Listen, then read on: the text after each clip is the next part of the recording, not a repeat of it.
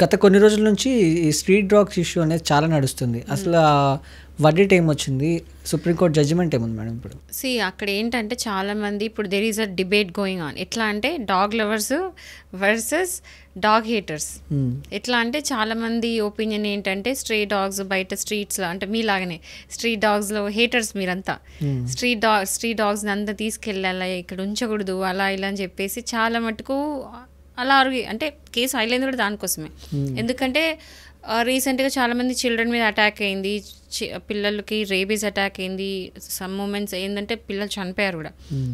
And adults మీద కూడా attacks అవ్వడం, ర్యాండమ్గా అటాక్ అవ్వడం వల్ల చాలామంది ఇంజ్యూర్డ్ అవ్వడం, అలాంటి కేసెస్ ఫైల్ అయినందుకు ఆ కన్సిడర్ అంతా చేసుకుంటూ కేసు ఫైల్ అయింది. సుప్రీంకోర్టు ఏంటంటే అంటే ఇరు వర్గాల ఆర్గ్యుమెంట్స్ వినింది. బట్ దెన్ అక్కడ ఏంటంటే డాగ్ లవర్స్ వచ్చేసి మెయిన్ అంటే ఏంటంటే సుప్రీంకోర్టు ఏం చెప్తుంది అంటే ఈ ఏవైతే స్ట్రే డాగ్స్ ఉన్నాయో తీసుకెళ్ళి షెల్టర్ హోమ్స్లో పడేయాలి అని చెప్పేసి, and they are not suppose to come back, అంటే అక్కడనే ఉండాలి, మళ్ళీ అసలు ఇంకా స్ట్రీట్స్లోకి వదిలేయద్దు అని చెప్పి ఒక స్టే లాగా అంటే ఒక హోల్డ్లో పెట్టింది. సో చాలామంది లవర్స్ అంటే ఇదేమంటారు డాగ్ లవర్స్ వచ్చేసి అట్లా అంటే వాటి కూడా లైవ్స్ ఉన్నాయి కదా, మనుషులకు ఒక్కదానికి ప్రాణాలు ఉన్నట్టు కాదు కదా, కుక్కలు కూడా ప్రాణాలే కదా.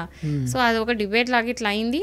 అండ్ నేషన్ వైడ్గా చాలామంది ఏమంటారు పెటిషన్స్ పెట్టారు డైరెక్ట్, ఎట్లా అంటే కన్సిడర్ చేయండి అని చెప్పేసి.